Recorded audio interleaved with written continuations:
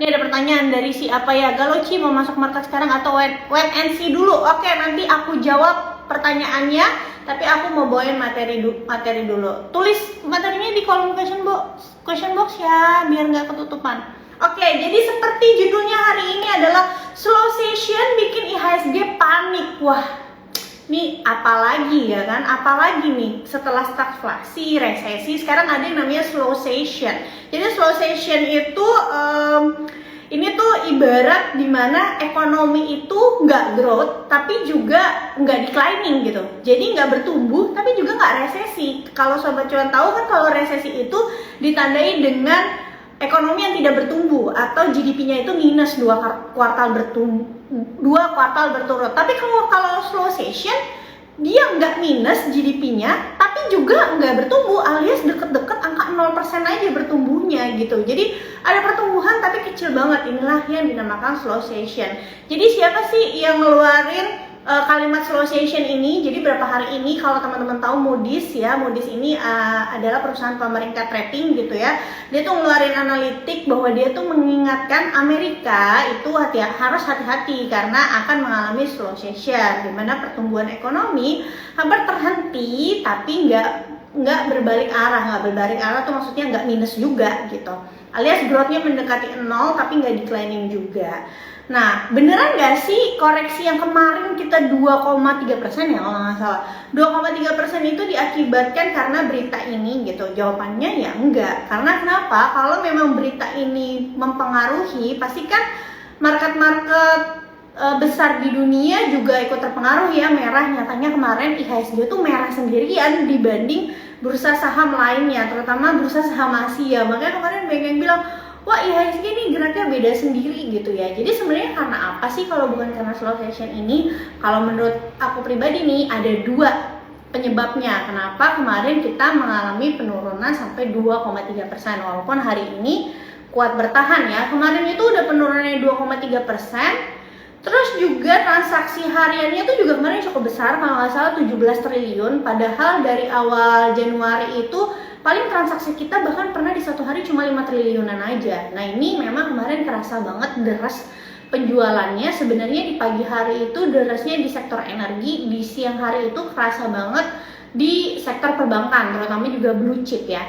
Jadi sebenarnya kenapa sih? Yang pertama itu karena ada berita China itu mau melonggarkan import coal Australia. Jadi sebenarnya sektor energi terutama batubara itu yang dipimpin batubara mulai kerasa tekanan jualnya tuh bukan cuma kemarin teman-teman, tapi sudah dari hari Rabu. Kalau teman-teman perhatiin juga candle-candle dari emiten-emiten batubara di hari Rabu itu juga sudah cukup besar-besar gitu ya. Nah karena ada berita ini katanya nih kasih efek negatif. Emang kenapa sih kalau import dari Australia itu dibuka, dampaknya apa gitu ya? Jadi kalau teman-teman tahu selama 2 tahun terakhir China itu nge-ban batu baranya Australia. Dulu tuh Australia import ke mereka, tapi di-ban gitu ya. Nah ketika di-ban akhirnya kan cari alternatif lain dong, call-nya dari negara-negara lain termasuk Indonesia. Tapi bukan berarti dulu sebelum di-ban China itu nggak belanja ke Indonesia, enggak kok. Jadi China itu memang ngambil dari beberapa negara, salah satunya Australia, Indonesia, dan negara lainnya. Nah ketika Australianya di-ban, jadi porsinya Indonesia jadi tambah besar gitulah istilahnya. Tapi bukannya sama sekali dulu ketika Australia nggak di-ban, Indonesia nggak dibeli sama China juga, nggak gitu. Cuma karena Australia di-ban, jadi porsinya jadi tambah besar. Nah karena hal ini jadi bikin sentimen negatif di coal itu sendiri. Pertama di harga acuan coalnya dulu ya. Kenapa? Karena Australia yang tadinya di-ban, ibarat tadinya dia nggak bisa jualan keluar, si coal-nya ini akhirnya bisa jualan keluar. Nah kalau bisa jualan keluar, maka ketika demand terhadap batubara itu tetap, demand itu apa sih maksudnya? Permintaan terhadap batubara di setiap negara itu tetap, tapi supply-nya meningkat dikarenakan Australia-nya udah bisa ekspor, maka artinya apa? Harganya pasti akan terkoreksi, harga acuan dari batubara. Kan hukum supply demand ya, kita kalau mau beli barang nih, ada barang yang dijual misalkan katakan cuma 10 pieces ya, kalau demandnya cuma 10 harganya akan tetap. Tapi kalau misalnya demand-nya 10, tiba-tiba barangnya jadi 12, pasti harganya turun dong. Karena kan persaingannya jadi makin lebar kayak gitu, ya. Nah, akhirnya ini tuh menyebabkan terjadi penjualan di emiten-emiten batubara. Lah, emang apa hubungannya sama harga acuan turun dengan emiten-emiten batubara yang koreksi? Nah, kalau harga acuan turun, tandanya apa? Laba bersih dari emiten batubara di 2023 bisa saja atau berpotensi lebih rendah dari 2022. Ketika laba bersihnya lebih rendah, tentu akan mempengaruhi valuasi perusahaan dan akan mempengaruhi dividen yang diberikan, berpotensi tidak lebih besar dibanding 2022. Seperti itu ya. Oke, jadi sebenarnya itu satu dari coal Australia itu sendiri. Tapi tanpa coal Australia itu sebenarnya batu bara dunia itu berpotensi harganya turun di tahun ini gitu ya. Kenapa? Karena minyaknya tuh udah turun teman-teman, minyak mentah. Minyak mentah itu sekarang tuh di harga kemarin kalau nggak salah sempat sentuh 71-72 US dollar ya per ton. Emang apa sih hubungannya harga batu bara sama harga minyak? Harga minyak mentah itu dianggap mother of commodity. Jadi biasanya kalau harga minyaknya naik, maka komoditas lainnya itu naik. Komoditas di sini yang dalam bentuk energi ya teman-teman, tidak termasuk dengan emas. Kalau emas itu beda lagi karena dia bukan energi. Oke, jadi yang dimaksud di sini itu adalah energi. Kalau minyak naik, itu biasanya gas ngikut naik. Kalau gasnya udah naik jadi mahal, maka negara-negara yang pakai energinya dari gas akan cari substitusi energi lain yang lebih murah. Ya apa substitusi yang lebih murah? Batu bara, kayak gitu kan. Ditambah efek geopolitik di tahun kemarin, alias Eropa nge-ban gasnya Rusia, jadinya tambah-tambah nih batu baranya dicari gitu. Itulah yang menyebabkan harga batu bara, harga acuan batu bara itu naik dari 2021 akhir sampai 2022. Nah sekarang kalau harga minyaknya turun, akhirnya harga natural gasnya ikut turun. Kalau teman-teman lihat sekarang natural gas itu udah turun, bahkan kalau yang bisa teknikal ya, kalian bisa lihat chartnya itu udah head and shoulder untuk natural gas. Head and shoulder tuh maksudnya apa sih? Ini tuh chart yang membentuk perubahan tren dari uptrend ke downtrend gitu. Kalau harga gasnya udah nggak tinggi, maka alasan apa yang bisa membuat harga coal bertahan di atas $400 per tonnya, gitu kan?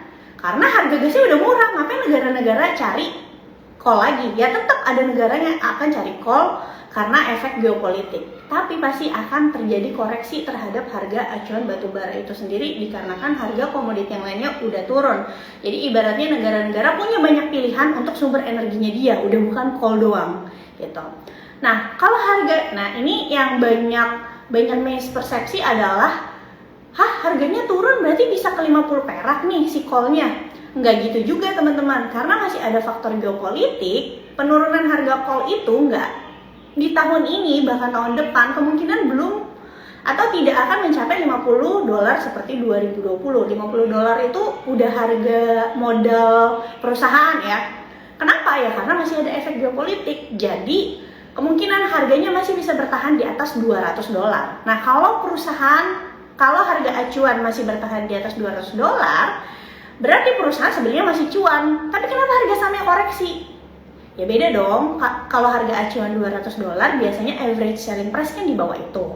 Kamu bayangin, kayak misalnya bayar research saja, kuartal 3 ini kalau nggak salah average selling price itu adalah rata-rata harga rata-rata jual call-nya ketika dia menjual gitu ya ke customer itu di $180 per ton. Padahal harga acuan berapa? 400 kan? Itu kenapa harga acuan itu cuma acuan aja. Jadi ketika perusahaan menjual nggak beneran $400 gitu, kayak bayarnya itu $180. Nah bayangin kalau misalnya harga acuannya ke $200, berarti average selling price atau harga acuannya Bayan bisa berapa? Nggak mungkin di $180 lagi kan, karena itu ketika harga acuannya 400. Bisa jadi nih, jadi $130 atau $120. Nah kalau average selling price perusahaan menurun, maka apa yang terjadi? Pendapatan perusahaan menurun. Menurun itu bukan berarti nggak cuan ya teman-teman, dan laba bersih perusahaan menurun. Tetap profit nggak? Tetap. tapi tidak lebih tinggi dari 2022. Nah, kalau kita sebagai investor, kita itu forward looking, kita itu membeli masa depan. Per atau EPS yang terjadi di sekarang ini adalah per masa lalu, laporan keuangan masa lalu. Kalau investor harus lihatnya masa depan, karena valuasi itu bisa berubah apabila pendapatan perusahaan berpotensi berubah ke depannya. Contoh, kalau ternyata pendapatan nih kita proyeksi bisa bertumbuh ke depannya, harga yang sekarang kita beli bisa membuat PER itu jadi turun. Tapi kalau tahun depan ternyata pendapatan perusahaan kita proyeksikan turun dikarenakan misalnya harga acuan turun, maka PER bisa jadi naik. Itulah kenapa jadi ada investor-investor yang melakukan taking profit gitu. Karena mereka menganggap harga-harga saham batubara itu sudah price in menggambarkan kenaikan harga ketika harga acuan call di $400. Nah, ketika energinya terjadi exit taking profit, paniklah yang lain nih, yang pegang-pegang saham lain. Pertama, kita kan nggak pernah tahu ya di market tuh ada pikiran apa aja. Ada orang yang kayak, wah daripada takut tambah dalam, mendingan taking profit dulu nih yang udah pada cuan. Bisa aja mereka bersih-bersih porto. Kayak yang tadi tuh ada yang ngomong, aku cash out dulu kak dari RDM. Bisa aja dia mikir kayak gitu teman-teman. Terus yang kedua, atau misalnya dia posisinya masih rugi gitu ya di saham. Ya dia cut loss dulu karena dia takutnya efek dari sell off energi bisa merembet ke emiten-emiten lainnya karena orang ngamanin keuntungan atau batasin resikonya dulu. Itulah yang menyebabkan kenapa saham-saham lain juga ikut turun. Nah, yang kedua adalah kalau teman-teman tahu China itu baru reopening negaranya setelah memberlakukan zero covid di negaranya. Pada akhirnya presiden itu kewalahan juga kalau mereka harus zero covid, di ekonomi jadinya nggak berjalan normal. Nah mereka reopening, ketika reopening akhirnya apa? Market sahamnya itu buka kembali untuk publik ya. Jadi kemungkinan ada sebagian pihak juga, terutama big money, yang mulai mendiversifikasi atau mulai melirik saham-saham di China untuk kembali berinvestasi selama 3 tahun ini mereka melakukan lockdown seperti itu. Nah, ketika ini kejadian yang paling terasa kemarin dijual apa? Perbankan. Kenapa? Wajar aja karena perbankan itu naiknya ketika bulan November paling tinggi ketika yang lainnya itu nggak naik, ya kan? Kalau teman-teman lihat sepanjang Oktober sampai November, perbankan yang konvensional, BCA, BRI, Bank Mandiri, BNI, terus yang kayak BNGA itu bisa naik belasan persen teman-teman, yang biasanya ini tuh dipegang sama fund-fund gede gitu ya. Ya wajar lah kalau mereka taking profit sebagian ya, bukan semuanya, untuk misalnya cari opportunity di tempat yang lain yang mungkin mereka anggap lebih under value. Tapi apakah asing bakalan keluar terus-terusan? Jawabannya enggak, nanti juga balik lagi kok teman-teman, tenang aja. Apalagi kalau udah musim deket-deket bagi dividen, terus juga keluar laporan keuangan, apalagi kalau nanti mereka lihat pertumbuhan dari perbankan kita tetap bagus, pasti balik lagi. Kalau sekarang kemarin itu jual ya wajar aja, mungkin mereka anggap perbankan kita terutama BCA ya, jadi sepanjang sebulan ini teman-teman asing itu udah net sell 10 triliun di IHSG sebulan ini. Penjualan paling besarnya tuh ada di BCA. Nah wajar aja, BCA sempat 9.300 loh teman-teman. Ya, harganya yang menurutku itu udah overvalue banget. Jadi ya wajar aja kalau ada sebagian pihak yang taking profit dulu ketika harga sahamnya menyentuh 9.000 atau di 8.000-an. Gitu. Oke, itu dia penyebab menurut aku pribadi, jadi bisa aja aku salah ya, itu sih dari hasil analisa aku. Nah terus apa sih yang harus kita lakukan teman-teman yang punya pertanyaan langsung tulis di kolom question box. Tuh ada yang nanya, kira-kira IHSG naik lagi kapan? Gak pernah ada yang tahu kapan market itu rebound.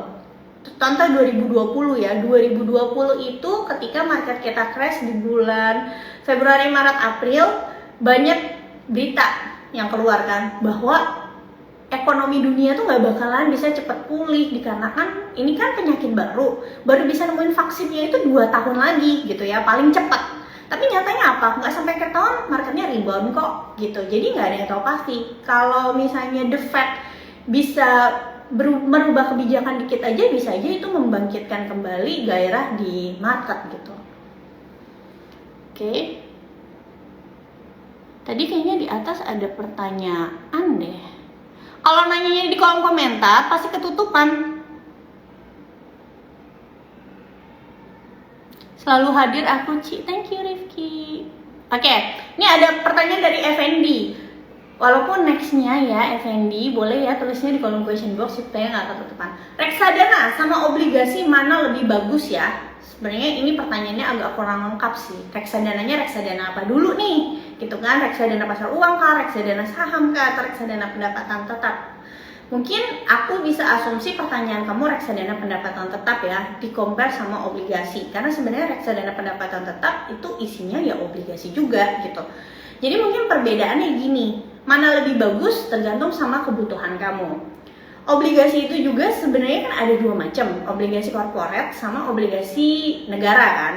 Obligasi negara tuh seperti misalnya yang mau keluar ini SBM, mau rilis di bulan Januari ini. Terus juga ORI mungkin yang paling terkenal gitu ya. Nah ini biasanya adalah obligasi yang jatuh temponya jangka pendek, yang biasanya kita sebagai retail bisa beli dengan modal 1 juta aja gitu. Tapi ada lagi obligasi pemerintah yang jatuh temponya tuh jangka panjang teman-teman, kayak FR, sharingnya namanya FR. Tapi FR ini biasanya kita yang retail itu nggak bisa afford untuk beli. Kenapa? Karena biasanya minimum pembeliannya itu nominalnya gede, minimumnya tuh 100 juta gitu ya.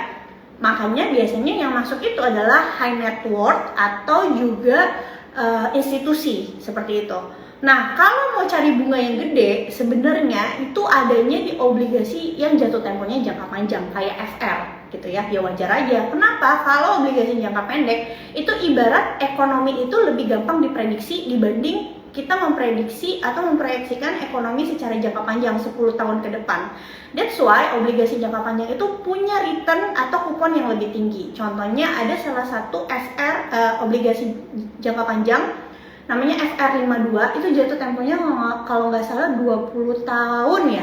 Aku lupa sih berapa tahunnya, tapi itu jangka panjang. Itu kasih kuponnya 10% teman-teman. Kamu bayangin ya sih, kamu nggak perlu capek-capek stock picking, bisa dapat 10% kayak gitu. Tapi ya yang bisa beli orang yang punya modal minimum 100 juta gitu ya. Even yang minimum 100 juta aja spreadnya itu gede gitu. Jadi kita kalau beli obligasi kan ada harga jual sama harga beli. Spreadnya itu agak gede. Minimum kalau misalnya kita nggak mau spreadnya gede itu minimum 1 miliar belinya kayak gitu.